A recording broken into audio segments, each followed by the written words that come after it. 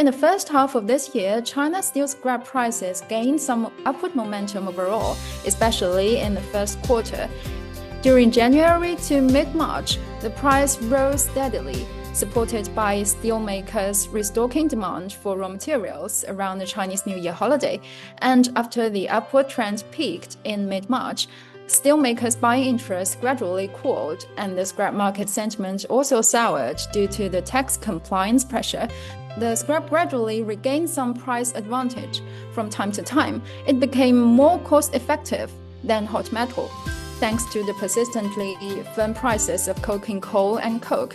In H1, the total volume of steel scrap arriving at the 300 steelmakers in China, higher by over 2% on year.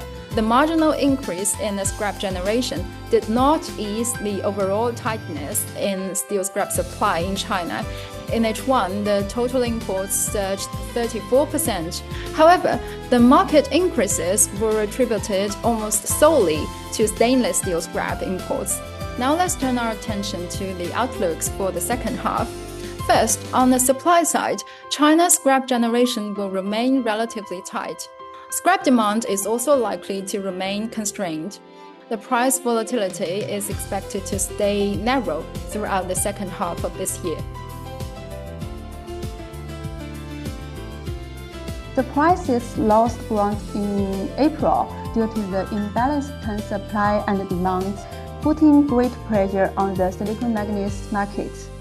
Production declined fast in April and touched a 2-year low, as many smelters cut production by 30% to ease the market pressure from supply side.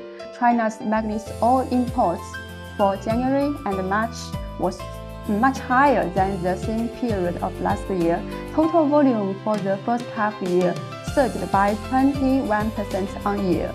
For the second half year, oversupply is still going to be a problem for China's silicon manganese market.